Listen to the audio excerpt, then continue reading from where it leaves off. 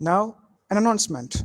All participants are expected to take 5 minutes break and regroup at 8 o'clock sharply. Thank you. The attendance will be posted in the group chat. Thank you.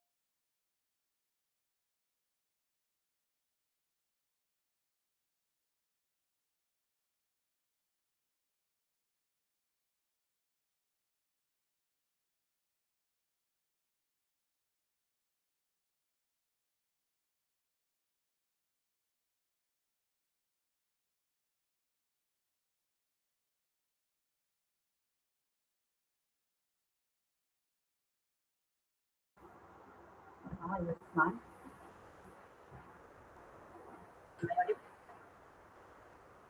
Yes, Rasha.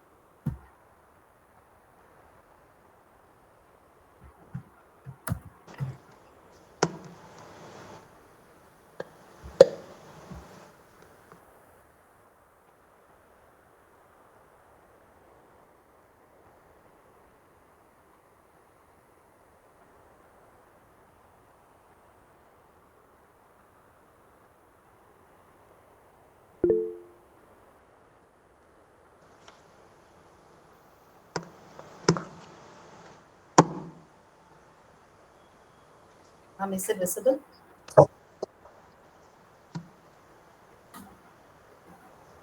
Hello. Is it my screen is visible?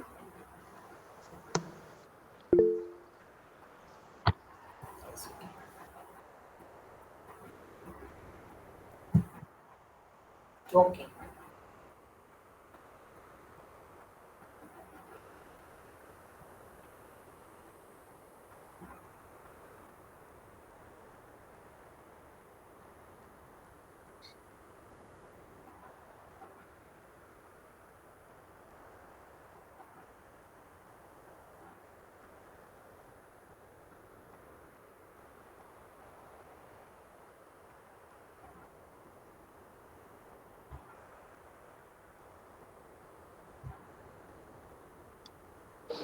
Sound கொஞ்சம் கம்மியா கேக்குது sir.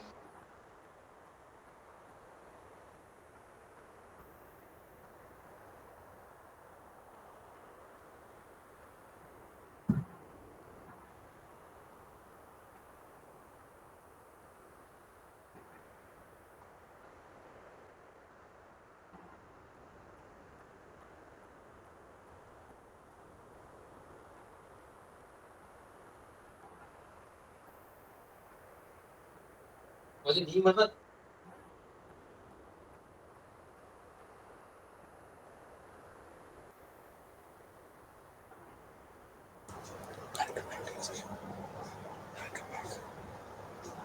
Welcome back to the session. Now we move on to the session 2. It is my honor to introduce our next speaker, Dr. P. Akilandeswari ma'am, an accomplished associate professor and chief technologist of Department of Computing Technology at SRM Institute of Science and Technology. She published 25 plus research papers in peer-reviewed journals, and also she filed 5 patents.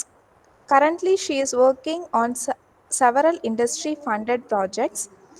She has an impressive 16 years of experience in this field. Now, Dr. Akilandeswari ma'am will handle the session on the topic Next Gen Communication, Paving the Way of the Ubiquitous Society. Please join me in welcoming Dr. Akilandeswari ma'am to the platform. Over to you, ma'am.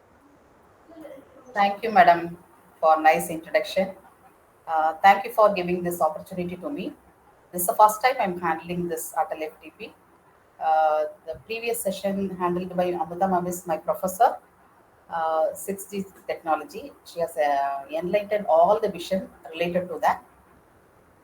The next gen communication starts from that also, 5G, 6G, and how we are going to learn with the paving the way for ubiquitous society. So we will move one by one. This is my contents introduction. driving the next generation ubiquitous computing, application, use cases, challenges, and consideration, future directions. Now we will move on to first one. This picture, the entire picture shows the seamless integration of pervasive connectivity, like the water surrounding a fish or the air we breathe. When something is pervasive, it supports nearly every moment of our lives without any conscious awareness. When we are going to miss something, then only we will notice that is missing. When it is present, we won't think about that. That is our human mentality. Similar way, for example, the electricity is pervasive. When we walk into any building, we don't think about the power is on or not. Immediately we will switch on the light. Similar way, the internet. Nowadays, we are not using the terms sign on or go online. The terms are nowadays it's meaningless. Intentionally, we are going for offline. Whenever we are in airport, we will go for flight mode. In that place only, we will use this. The entire pervasive connectivity is because of one person who is the American computer scientist, chief technology officer, that is Mark D. Weiser. This is the envisioned by the Mark Weiser 20 years back with the pervasive devices, and he is the considered as the father of ubiquitous computing. Now we can look at into this picture. This is endless stream of information is available here. uh, Everywhere the data is generated through the surveillance camera, autonomous vehicle, collaborative software which is developed, and then all multimedia content, image, voice, tactile, that is which we are touching, smelling, whatever we are thinking related to all the data are collected. Along with that, ubiquitous connectivity, which is connected with Wi-Fi, 4G, 5G, and also right now it is 6G, and it is satellite internet. The everything is connected, wearable IT, and then home system. Wherever we are there within a particular room, yeah, all the devices are connected together, and everything is connected to give some data, that is generating some data. After generating the data, if it is related to communication, then that is given to wireless sensor network. That wireless sensor network will provide the data to n node, which is the data connector node, and then to the router device, and then it is giving the data to gateway or controller which is available, and to the internet. Via internet, that is stored in the particular server. This way only happens in the communication related thing, wireless sensor network. If it is connected to the computing field,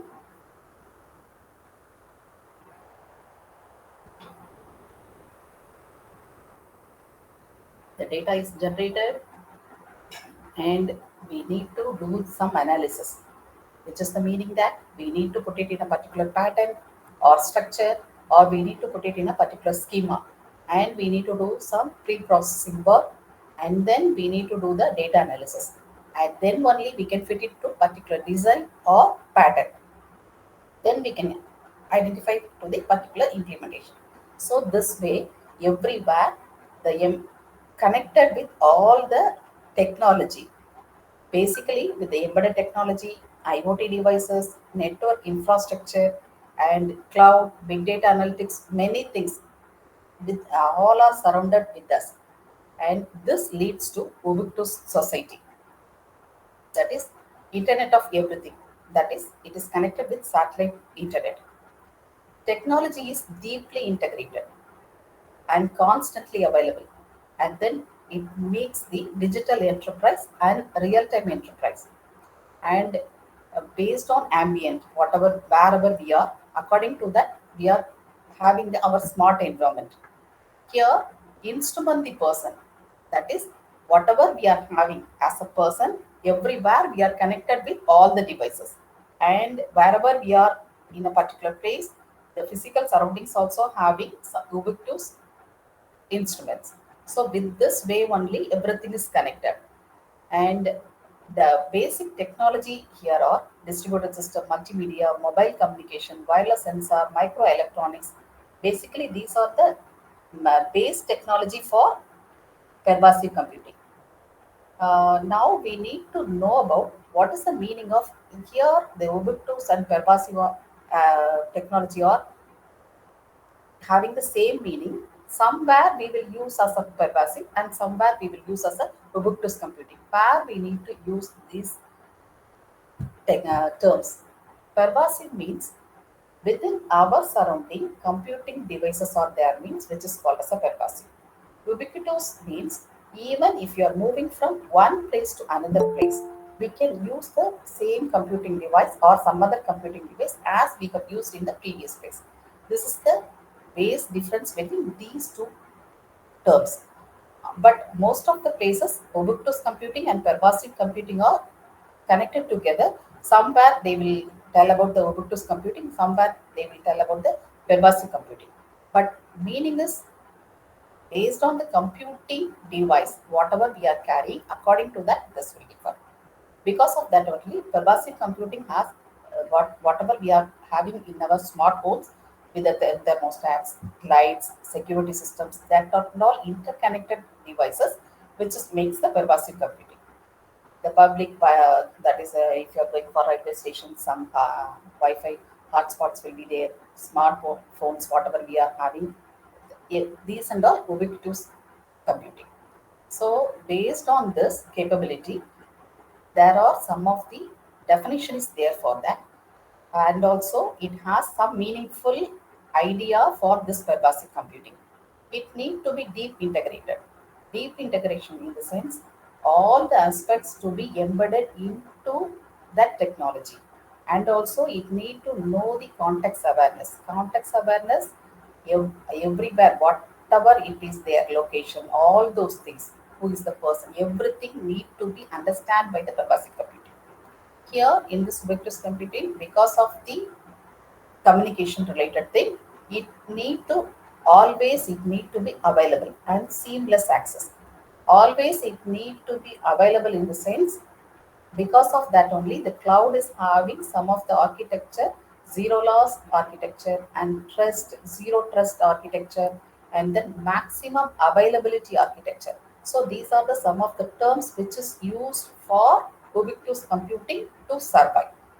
So this way, these two terms are different. Now we will move on to what are the basic technology available for ubiquitous computing.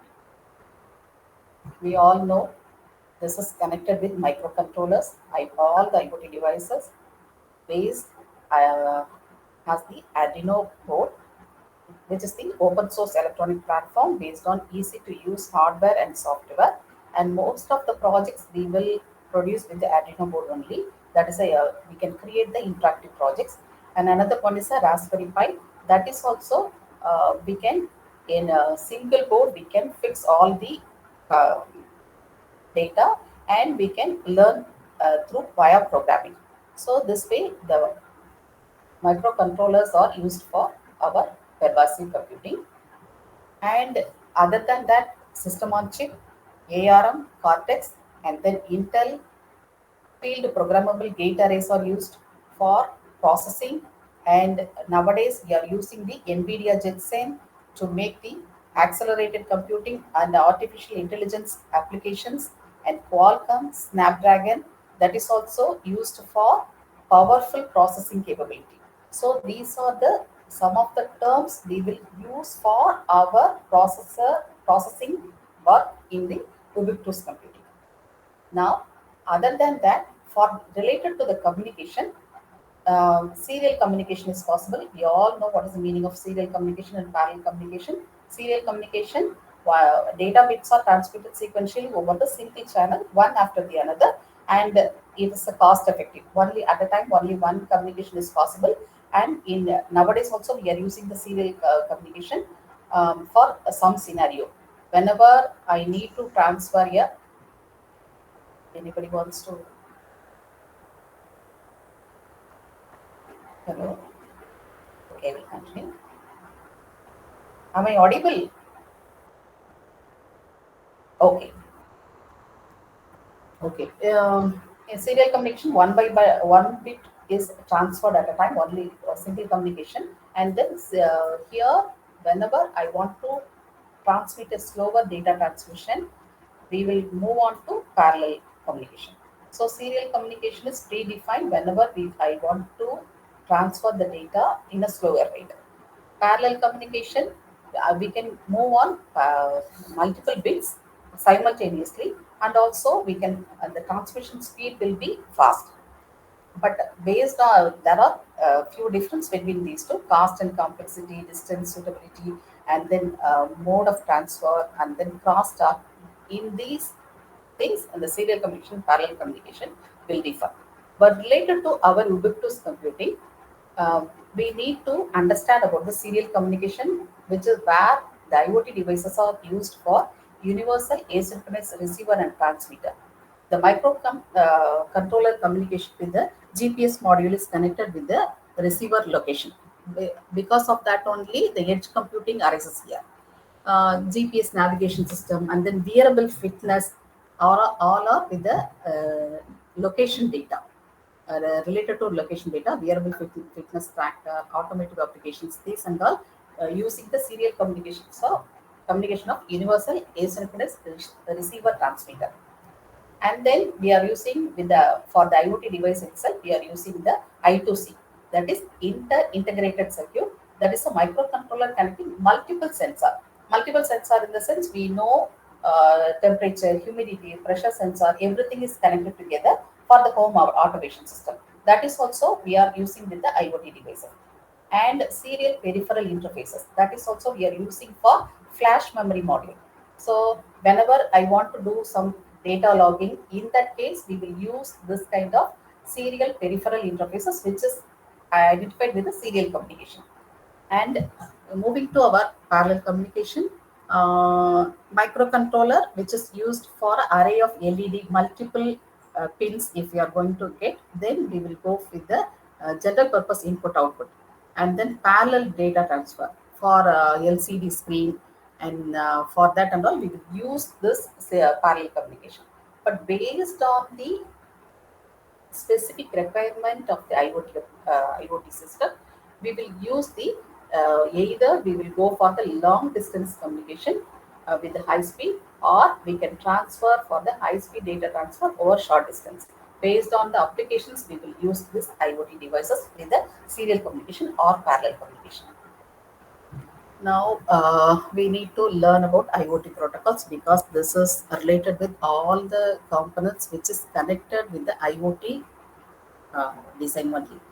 So we are moving with the IoT protocol stack. Already we know TCP/IP layer, how that is connected. Same thing how we can compare with the IoT protocol stack. Now we are having the first two layers, the bottom layer, physical and data link layer, which is meant for our physical connection in devices. Um, that receives the unstructured raw data, which is the meaning that several kind of data we need to address here, which is the meaning that we have to address the structured data, unstructured data, quasi-structured data, and then semi-structured data. Uh, so these kind of data we need to address for physical layer. Before that and all, we will use with the zeros and ones only. But here we need to address the various data which is available. That we need to transmit with the digital information, and then electrical signal, and then we need to convert that, either it may be a radio signal or optical signal. That modules will be considered with the IoT hardware, which is available in the physical and data link layer. Then we will move on the data link layer that catches or detects the uh, data which is available in the physical layer, and terminating all the connections with the physically connected device and establishing a flow control protocol. This is very important for this IoT hardware, which is available with the modules here. Because once if it is whenever I am traveling from one place to another place, I want to share some amount to my neighbor, or it may be my friend who is there in my home. Uh, if I'm passing with the same place, the data should not be transferred nearer to me, right? In that case, automatically the physical layer should cut there, data link layer should catch and detect, or it need to correct and catch the correct data for the flow control. So that way, this IoT hardware is linked with the physical data and data link layer. Then here we need to know about the next network transport and session layer. As usual, this is used for our data transfer over connection, and then logical addressing, and then traffic detection, traffic directing, and then error correction, flow control, and then congestion avoidance, uh, and also for session management, and then reliability. For all those things, this network, transport, and session layers are used. Here, whenever we are using wireless delivering software updates, we are having, right. That is called as a OTA. That is over the air. We can update our software, so that way the device OS is updated. Then connectivity, we are moving with the connectivity, that is mobile virtual network adapter management system is there for the connectivity. So here the secure data transport is also placed there. How much secure, that we will discuss later with the data privacy. Then that is connected with the cloud management, and all the data storage and processing, everything happen in the IoT device cloud. Various cloud technologies available: AWS, Intel Cloud, Oracle Cloud. Various cloud platforms are there, meant for either maybe storage, or running the platform, or running my applications, and for processing. For many places we will use. Here, the maximum availability architecture is there in the IoT device cloud, because whenever I need to um, get some information, immediately it need to available for any of the person without any delay. So for that only, IoT device cloud uses the maximum availability architecture for uh, cloud management. So this way, our IoT protocol stack is used for our pervasive computing or ubiquitous computing. For both the places, it is used. So these are the some of the IoT protocols which is used for Ubiquitous platform. We all know there are data protocols available and network protocols available. Some of the network protocols I will explain now. Wi-Fi, we all know good. This these and all based on ubiquitous computing, right? The ubiquitous protocol can be found almost anywhere. That is everywhere: home, commercial building, industrial plants, and then wherever we go, everywhere it will be available. But the thing is, large volume of data need to be transmitted with a reasonable distance. So for that purpose, the Wi-Fi is there in the network protocol. And also this works with a low power or battery powered IoT devices, and LTE Cat 5. Now Cat 1 to Cat 5, many communications are there. Uh, this is designed for scales down the bandwidth and communication demand to save the power and cost also for the long range IoT systems. So for that purpose, LTE Cat 5 and LTE Cat M1 is also there. Uh, Comparing LTE Cat 5 and Cat M1, M1 can be used for faster upload or download speed. That is 1 Mbps. We can upload or download, and it can low latency can be very minimal with the 10 to 15 microseconds. Within that limit, we can transfer the data. As of now, according to the 2024 thing, LT CAT M1 is used mostly, and another protocol which we are using is NB IoT. The NB IoT is the narrowband IoT protocol. Uh, this is new, fast growing, low power wide area technology. This is intentionally used for battery powered IoT devices because everywhere, wherever I'm going, I cannot provide the power for my devices. In that case, in that case, this NB IoT is very useful for power consumption. So, and also this has very useful nowadays because it is connecting more than 50,000 devices per network cell. For the net, each and every network cell, we have some kind of devices. Here, more than 15,000 devices can be connected with NB IoT can be connected with the cellular protocol. So this way, this is the latest one, and we all know Bluetooth, Zigbee, and then LoRaWAN. That and all we are using for network protocol for connecting a short range uh, distance. And also NB IoT is also having some challenges, and which is the meaning that it has a some bandwidth, limited bandwidth only we can transmit, and this is also one of the research topic nowadays it's going. Uh, because of this limited bandwidth, it can slow or limit the data transmission capability, and whenever we are going for some geographic places, the geotag or the location awareness, that is absolute tag cannot be absolute location cannot be identified because of this challenge. So limited data transmission. So this is the concepts related to IoT network protocol. Then we will move on to IoT data protocols. So we all know the MQTT is the uh, one of the protocol which everyone knows about this IoT data protocol. But now we are having the AMQP, which is the advanced message queuing protocol. This is the open messaging standard which has the reliability and interoperability, which is the meaning that here, whenever we are using any data transmission, for the computing device, computing technology means it is a HTTPS only we will say for our website, but the reliability is the first question mark. Then interoperability, various sources we need to get the data and we need to process that. So for that, uh, even MQTT is not better, but now AMQP is the that is Advanced Message Queuing Protocol is a standard protocol that utilizes the queues data, which is enabling connected systems to communicate asynchronously.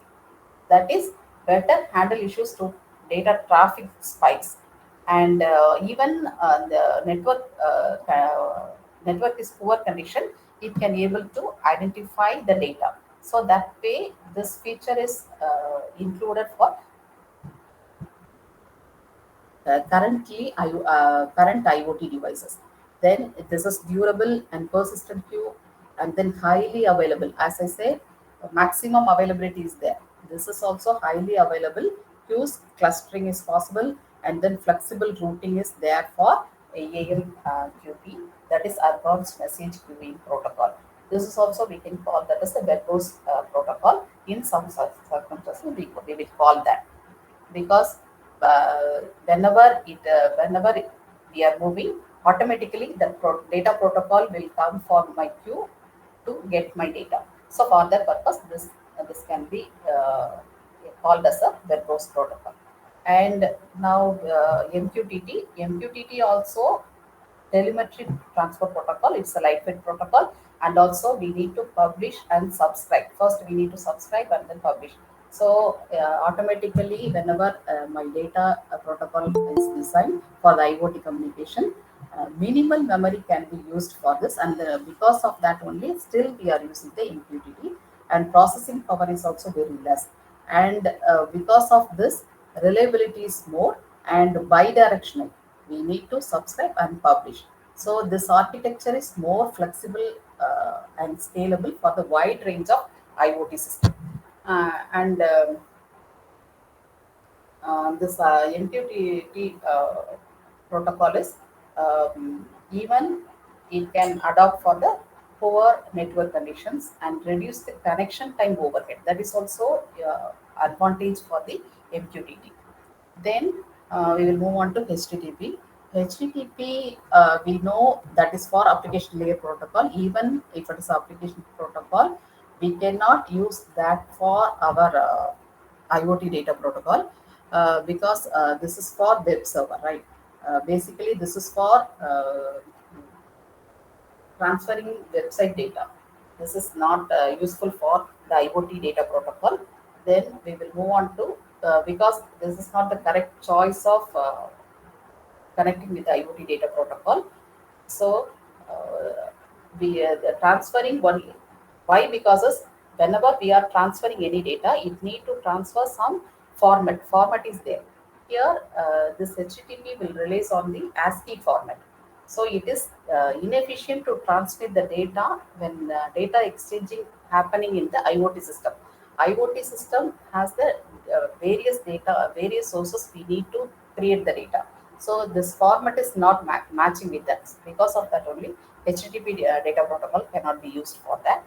And then another protocol, constraint application protocol, based on the constraint node and networks, this protocol will work because in future definitely we are going to learn with the machine to machine communication, not with the HCI. That is human computer interaction. It's going to be doing machine to machine communication only going to happen. In that case, this co-op, that is the constraint application protocol, will be very useful because that reduces the network size, and also network bandwidth overload can be reduced, and saving the power. Everything is possible with the constraint application protocol. Mm, and also this is the request response model. That is also another advantage for the co-op. And DDS, this is the 2004 release, that is data distribution service. This is a middleware architecture. Middleware architecture in the sense, whenever I am connected with the server, that should be a lightweight protocol to communicate with my end user to server. In that case, one architecture which is available is Munda Core. Munda Core is a lightweight protocol architecture which is used to connect for this data, that is data distribution service. So whenever I'm using with the real-time applications, in that case we will use the data distribution service protocol for our IoT devices. This is also used with the publication or subscription based messaging architecture only, and we can communicate easily. And the last one is lightweight machine to machine protocol. And for remote management, we will use this M2M devices. For that purpose, we will use this. But comparing with constrained application protocol and lightweight machine to machine protocol, we will use the first one is the we will use the AMQP. That is,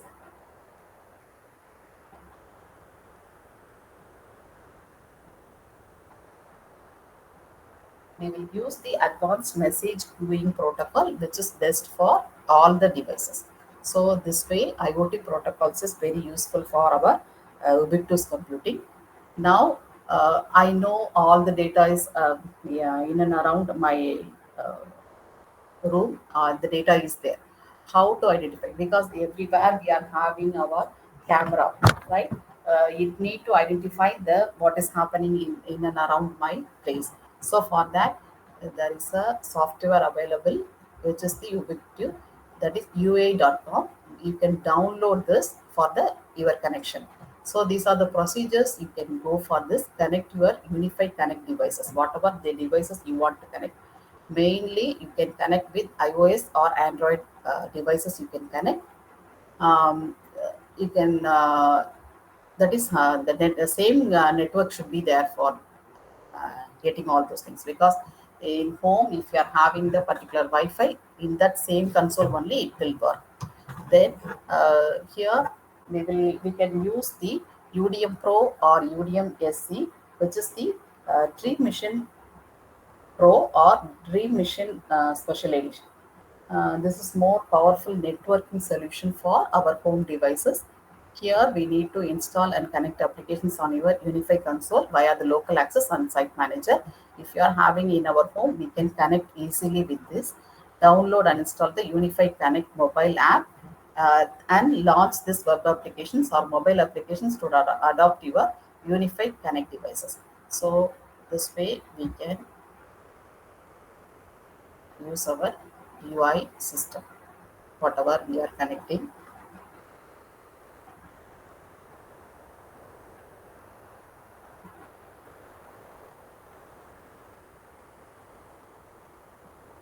You can work with this. We know we need to connect many devices with a particular device. For that, these many firmwares are available.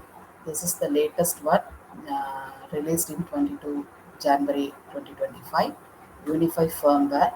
So before that, they have released many things. You can download and you can connect whatever you want. And also, if you are going to plan for a new home, I want to connect in capacity computing or many devices in my home. For that also, if you are uploading your blueprint of your home, automatically you can be able to identify what way you can connect, where you need to connect all the devices. That also it is possible to view. So these many things are there for outdoor, indoor, base station. It is connected with cloud enterprises and ring wall, cloud key, everything you can view. You can view one time. After that you have to buy the product. It is very less only, the amount is very less only. Within 500 rupees you can get it. It is available in Amazon also. You can connect particular device which is necessary for our home. All right, now I'm closing this. If you have any doubt related to this software, you can go with a or that is Reddit Ubiquity. In that, they will you can consult with them for connecting all the devices. This is also one of the Unify Connect applications which is used for our Ubiquitous computing. So definitely this will be useful for some of the people who is new to this field.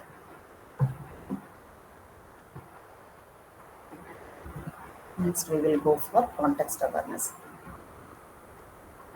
So context awareness, we know this is based on computing environment, user environment, physical environment. The physical environment, whenever I'm going, the light should be off on, and the noise level to be minimized, and the temperature to be identified. Everything we can easily identify. And then user environment location and how many people are there in a particular network, how many people are there in the airport. Everything you can identify with the location. In this location, in the environment only we can use with the uh, absolute tag, absolute place, and then a relative place. That is absolute location and relative location. With the relative location, we can use with the smart tag, and then absolute location we are using with the geo tag. So that user locations can be easily identified. The computing environment, whatever the available processor is there, and then whatever the devices accessible for the user input, network capability, connectivity, everything we can identify with this computing environment. This is one of the context awareness sensing which is available in the Microsoft Edge. You can we can easily identify this as a context awareness sensing. Automatically, this place will be visible for you if it is a Microsoft Edge. Human proximity detection. Whenever we are walking on particular place, it will give the platform is a particular person is present or not. So this is very easy for you to identify with Ubiquitous place, which is the HID human identification at a particular distance. And we can monitor external monitor we can place and then display whatever the power resource that is also we can apply for that context awareness sensing. With our system, our laptop, with that way itself, we can identify this context awareness sensing. that is walk and approach or walk away law. Whenever a particular place is diminishing, automatically the human is not identified. So this is one kind of applications you can utilize, you can use in your system itself. So ubiquity, whatever you want to connect all the devices, ui.com you can refer. Another one, you can use the context awareness sensing, because the context awareness is very important for everywhere. While as I said, whenever I'm transferring some money, my data should not be shared with who is nearer to me.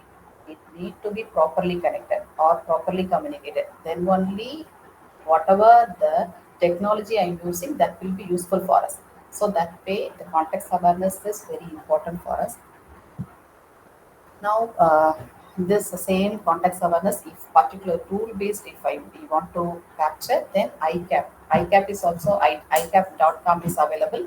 There also we can create a rule based contact awareness applications for identifying the particular environment. And mostly we are having various assistants, smart assistants, recommendation systems. Also, we are having smart homes, transportations. These are the various places we are using our ubiquitous computing, and mostly we are using our voice assistants also. Here I'm using AI voice chat. This is also one of the pervasive devices which we can easily use. I will show. So you can use the AI chat. This is also one of the ubiquitous society only. AI image generator, AI video, AI voice chat. This and all you can. I will go for my generator.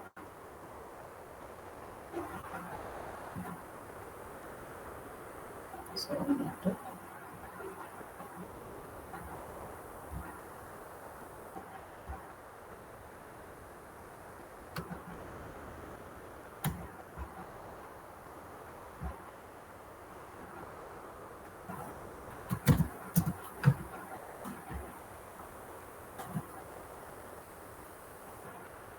This is also one of the assistants which is used for our ubiquitous society.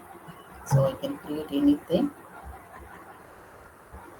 You can also try how this is used. AI chat.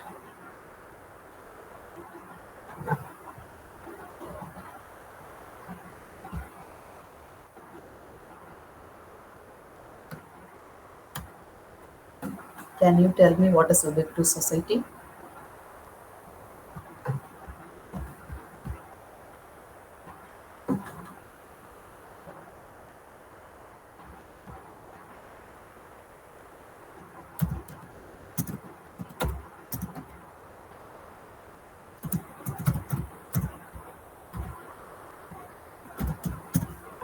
Typing AI text. So this will give all the data. But not whether it is useful or not, whatever there in our Google database, that will be available for you. More than that, we have to study. This way, our voice assistants will work.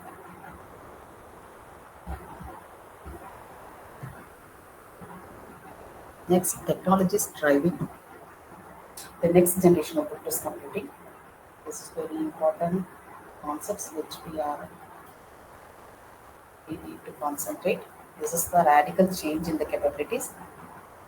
That is, whenever we are using our IoT devices or the technology which is surrounded by us, all the communication devices which is generating various input devices to be processed with these many number of processor.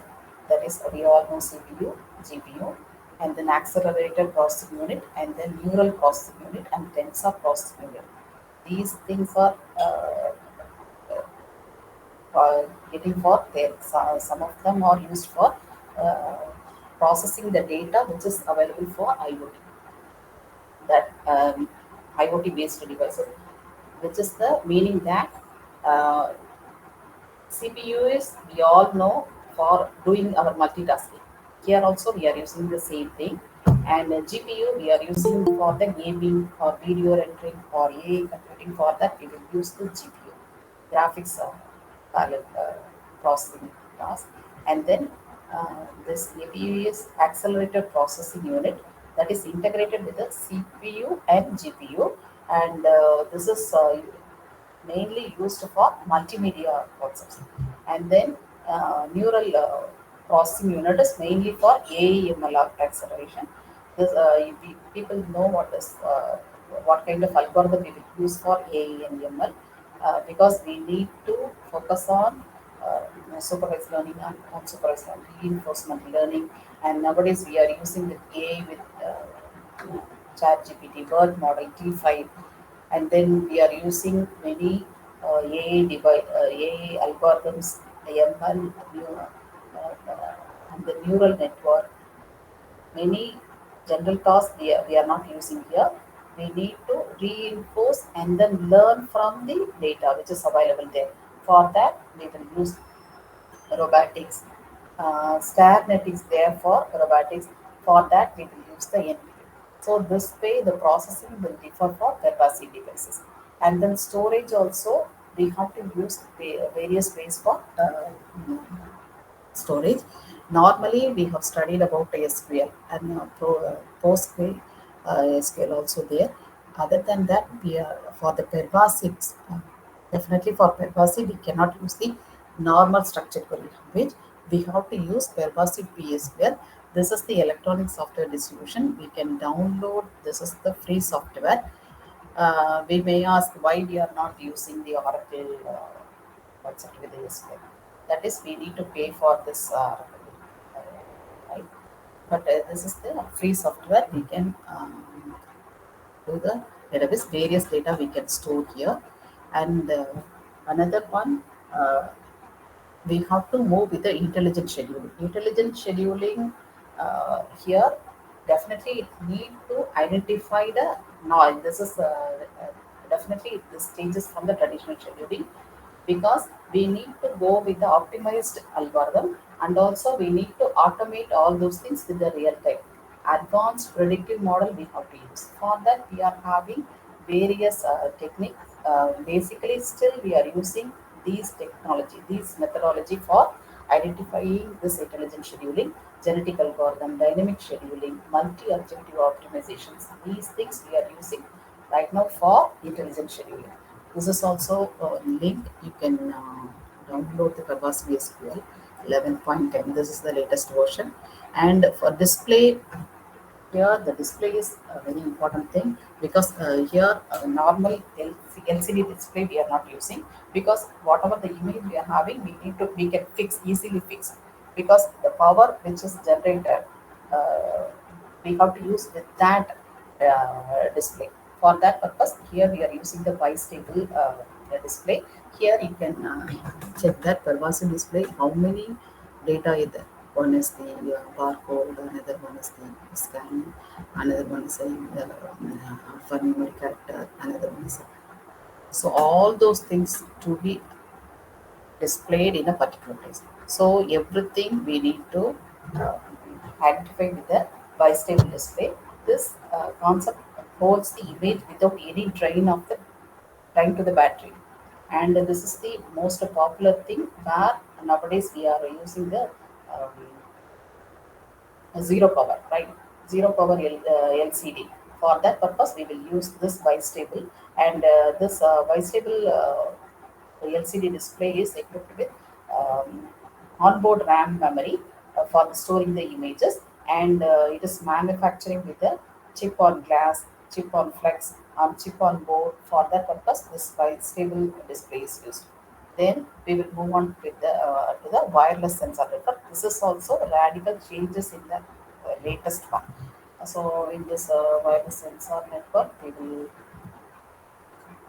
use with the we know sensor nodes will be there. The sensor nodes, whatever the data we are getting is the base node. This the base node is called as a N node here. From the N node, we need to collect various forms of data, and we need to put it in the router. and to the router to the we need to pass it to controller, that is controller or gateway. From the gateway this will pass it to internet, and then from that, that is internet, maybe a satellite internet or any internet. From that it need to store in the particular server. So from that we can take the data and we can process. So this way wireless sensor or actuated network is working, and this wireless communication integrates a sensor and actuator to enable the autonomous data sensing processing, uh, and each and every physical parameter we are having some movement, force, light, temperature, humidity. So automatically everything need to be based on the environment, it need to be detected and proximity to be identified. According to that it need to address this sensor and activate devices. And as I already told, uh, there should be for any data to transfer from my sensor node to, that is base node to end node to my server. I need some communication middleware part is necessary for the Munda core. Munda core is also one of the lightweight protocol which is used for pervasive computing. This is used for dynamic configuration, which is the meaning that once if it is moved from one place to another place, automatically this will configure to the next device. So that way, this architecture is necessary for Mundapur architecture is lightweight architecture is necessary to communicate from my base node to server. So this way we can transport any data from end node to server. So this is also one of the method which we are using for our pervasive devices. This is the technology we are using, and we all know machine learning algorithm. We are using the various algorithms are there, and the NLP we need to use for, because every day we are using this multilingual. So all it should be seamlessly integrated with the humans, which is integrated with the humans and AI. And then yeah, I already know AI is with the Ubiquitous computing and edge computing architecture, the processing the data which is closer to the source. So automatically we need to apply any real-time applications with the Ubiquitous computing. So for that also we will use this edge computing. Cloud, as I already told, we have to use the cloud for, definitely we need to store in the server. So for that purpose everyone is using, because of the enormous data, endless data we are using. So definitely we need, the scalability is more, and then we need to deploy there in the cloud. So for that we are having various cloud providers, applications and use cases. Home automations, we all know for home automations we are using, and then for our convenience. And then intelligence energy management. Intelligent energy management involves optimizing the energy consumptions for using the smart grid, sensor, and automated system, which is reducing the cost and environmental impact. And definitely security systems. We are every day we are using for our building, right? So security system integrate the advanced surveillance. So from that also, the data is creating healthcare wearable devices, health monitoring devices. These places we are using our warehousing computing. And then smart cities, we need to create our smart cities through this only, to software computing for the traffic management, public safety, waste management, environment monitoring. So every day, every place we are using this with the enormous data. So without these technology, we cannot use this. So challenges, if you are going to look for challenges, privacy and security. So we need to concentrate for the data protection, because everywhere data is there. Data threatening also there. We need to safeguard our sensitive information from the unauthorized person. So for that we need to do the data protection. That is the challenge here. And security protocols, we need to establish various security protocols for this to prevent cyber attack and ensure the system integrity. That is very important for uh, underlying architecture. So underlying legal frameworks help the some regulations to be needed for protecting user rights and data. Whether it is possible or not, we need to frame the legal framework. And interoperability, as I said, we need to integrate with the legacy system. But already there are some technologies that we need to integrate. Nowadays, it is not most of them. We are not using our desktop because of that.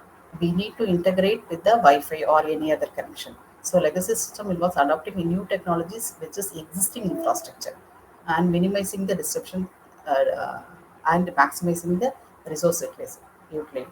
utility. Because once if you are more wasting our whole existing infrastructure means every day we are creating a new one and we are wasting our already existing infrastructure, but we need to utilize that. So that way integrating the legacy system is very important. That is also one of the uh, challenges here for our Ubiquitous society. And the standardize, we need to standardize some efforts for various platform, various framework, and cross platform compatibility is also necessary for this. And because we are having various operating system, iMac, Linux, Windows, different operating system. So how to enhance the user experience and accessibility is necessary for interoperability. And then future directions, innovation is necessary for that, for the human computer interaction. We will use the HCA, but now we have to move on to natural user preferences. That is gesture, voice commands, and to interact with the devices, enhancing user experiences through the seamless, intuitive controls. Automatically, whatever I'm thinking, automatically it need to be done. So that way, natural user interfaces necessary. That is also another thing. Future directions for the pervasive computing. And AR, VR, already we know, and the XR, with the immersive experience we need to use for this augmented reality and virtual reality field, for identifying the gaming, education, healthcare, to enhance all those things. And then technical advancement, 5G and beyond. Right now we had an idea about the 6G, that also we can include. And then quantum computing with the qubits, which is in between the zeros and ones, with several qubit, one bit can be created for multiple ways to solve the complex problems, faster for classical computers and cryptography and drug discovery, logistics, many places we can use this. And advanced AI technique also we need to use, because right now we are having agent AI. That is also the field which is used with the AI, with the NLP. That is natural language processing. We need to make that as an advanced um, thing.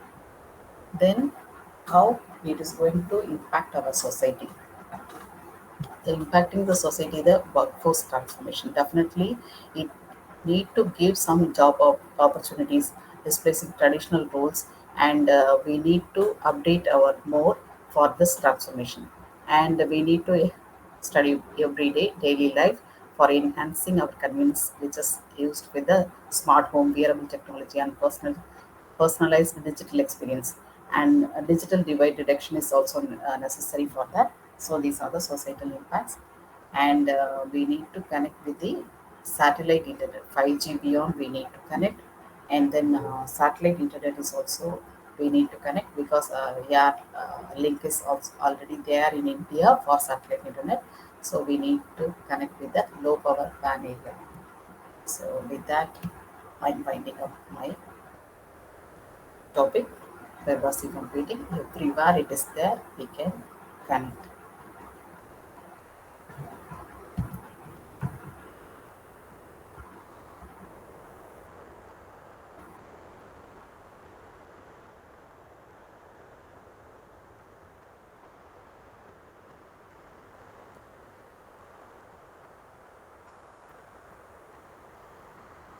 Thank you.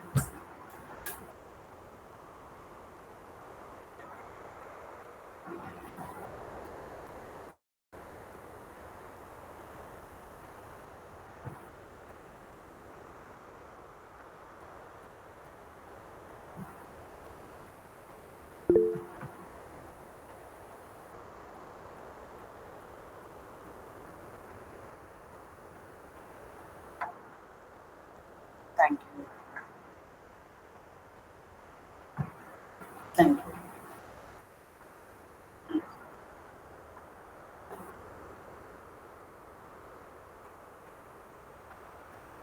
Thank you.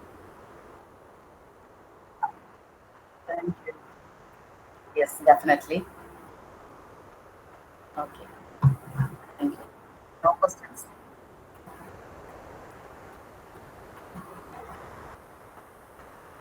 Okay.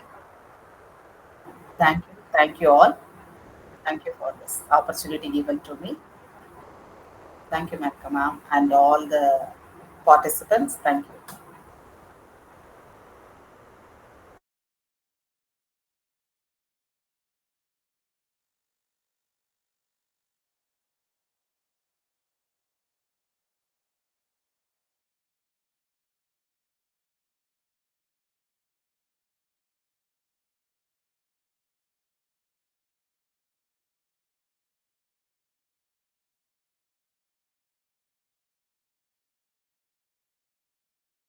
Thanks. Thanks a lot.